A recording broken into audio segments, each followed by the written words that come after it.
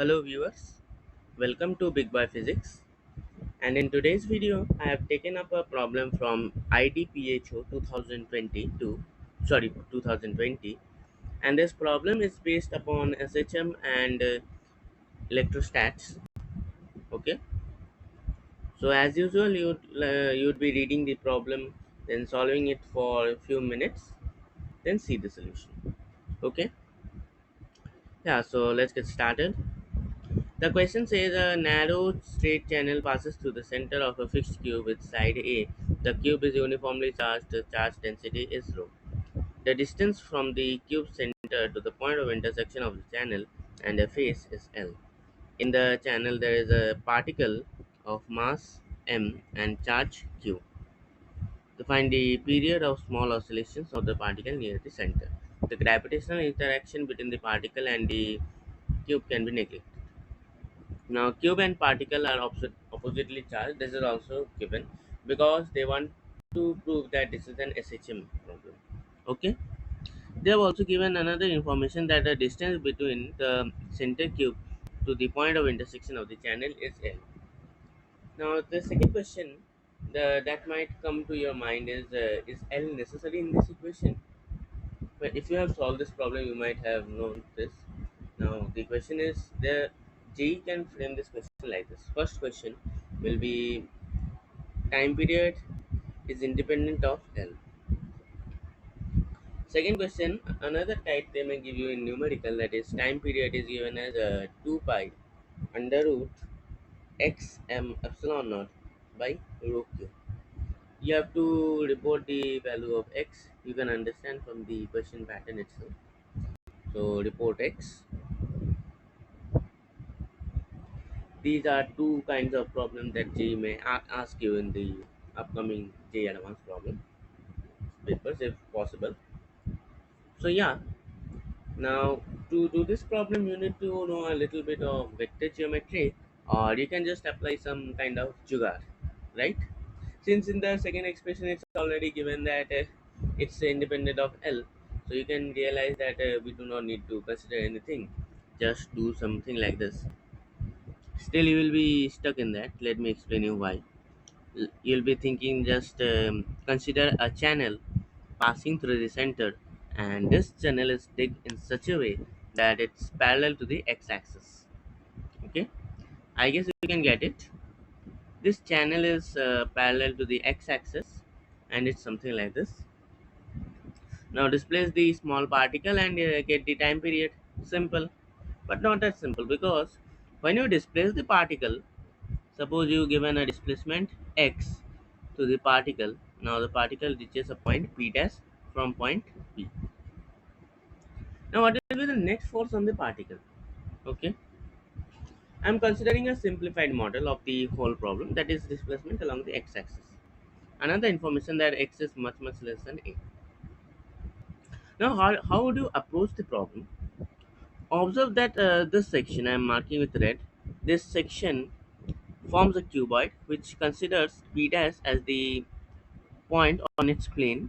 Okay, P dash is the midpoint of the plane with a red dotted boundary. Right.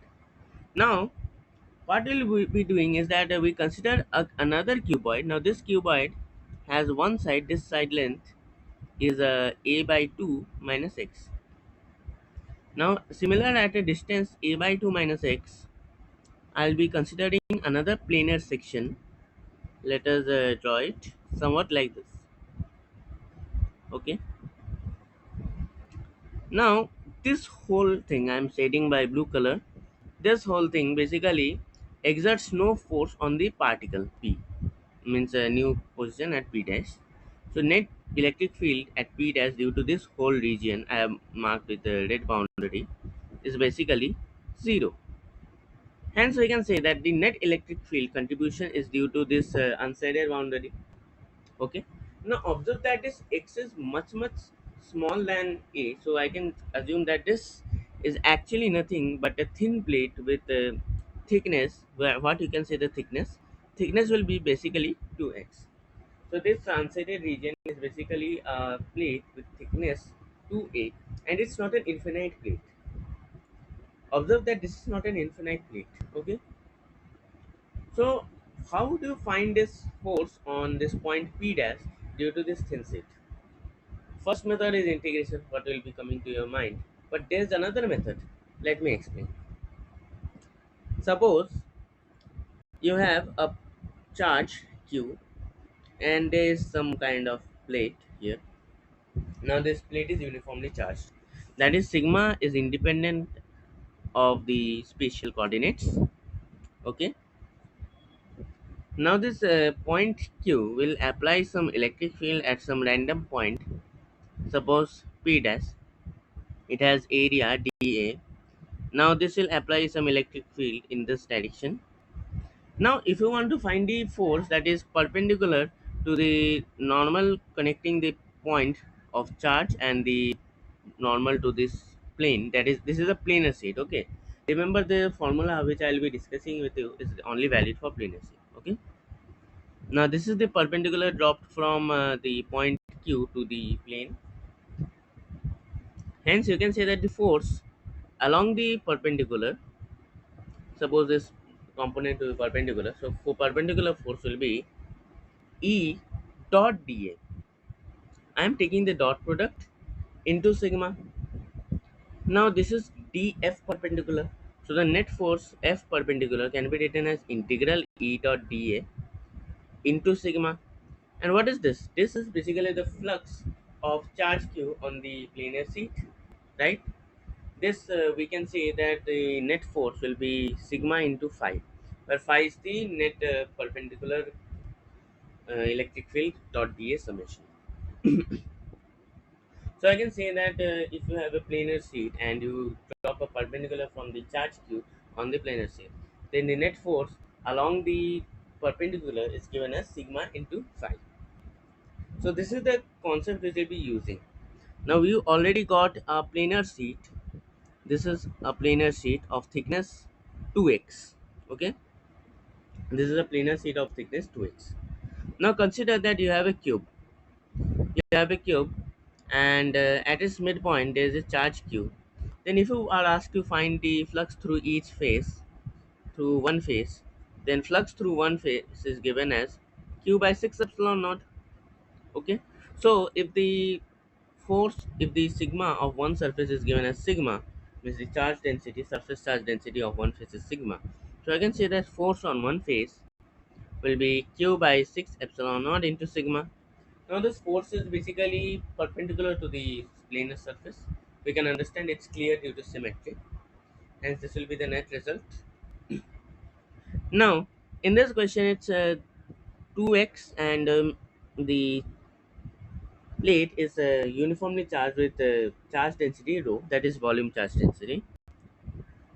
Now consider this plate with dimensions a and a. So I can say that q total can be given as rho into a square into 2x. Now what will be sigma? That is charge density will be rho into a square into 2x by a square. So this will be net charge density. Hence I can say that force will be sigma into phi, which I'll get q by 6 epsilon naught into rho into 2x.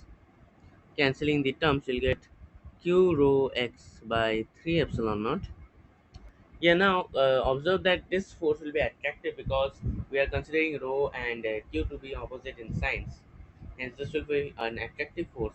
Better, I can write it as negative of rho q x by 3 epsilon naught, which can be further written as m d2x by dt2. Hence, now further simplifying, d2x by dt2 plus minus of rho q x by 3 epsilon naught m, and taking the x outside only, is equals to 0. Hence I can say omega is equals to under root of negative rho q by 3 epsilon naught m. Hence time period will be 2 pi under root negative 3 epsilon naught m by q rho. Hence I can say from this expression that x is equals to minus 3. Okay, so basically we took a simplified version of the whole model. Now I'll be wondering that how would you do if you had some other oblique line. Okay, Yeah, I have the solution for that also. Let us see it. Let us consider another fresh diagram. This is y-axis, this is x-axis, and this is z-axis. This is a cube with a center at the origin. Let me magnify the diagram. And here's the particle initially. Now, when you displace this particle, so I can say that the force due to x direction as calculated from the previous. In previous, we got the force to be q rho x by 3 epsilon naught. So I can say that force will be q rho x by 3 epsilon naught along the x vector. Suppose this direction I don't know. This is the x I cap plus y j cap plus z k cap. So fx will be q rho x I cap by 3 epsilon naught. Similarly, fy will be q rho y I j cap by 3 epsilon naught, and fz will be q rho z k cap upon 3 epsilon naught. Hence, my net force F net will come out to be Fx vector plus Fy vector plus Fz vector is equals to Q rho xi cap plus yj cap plus zk cap by 3 epsilon naught. Now, this xi cap plus yj cap plus zk cap is nothing but the r vector, that is the displacement along the radial direction. So, rho q r vector by 3 epsilon naught is equals to m d2 r vector by dt2. This is my net force. Hence, by just using the previous concept, d2 r vector by dt2 plus minus rho q by 3 epsilon naught m r vector is equal to 0. Hence, omega will come out to be under root rho q by 3 epsilon naught m, of course with a negative sign. Hence, I'll get time period is equal to 2 pi under root minus 3 epsilon naught m by rho q, and that's the answer. So yeah, what we can observe that we are considering a simplified 1D model, then we are extending it to a 3D model. The same result will be coming. Okay. So yeah, this is an interesting problem because you need to involve two to three concepts. In this, first is SHM, then force is equals to sigma phi, and then you need to involve other flux concept, and vector 3D concept is also involved proper in a proper well mannered here. Okay. So yeah, overall it's a very nice problem. This is a probable question for any test series or future JEE advanced problem. And you can also observe that the answer we are getting is -3. And you know that in this year, JEE advanced actually gave negative answers in lot of questions from chemistry and mathematics, of course. So yeah, this is something interesting to note down. Here we need to be careful that sometimes, most of the times, the answer may not be positive always. Okay, many times the answer will be negative, as we saw in this year's JEE, and once they gave some kind of jump scare, I'd rather say, because they never asked negative answers in these years so far, most of the times. Okay, so yeah, that's all for today. Hope you enjoyed this video. Thank you and have a nice day.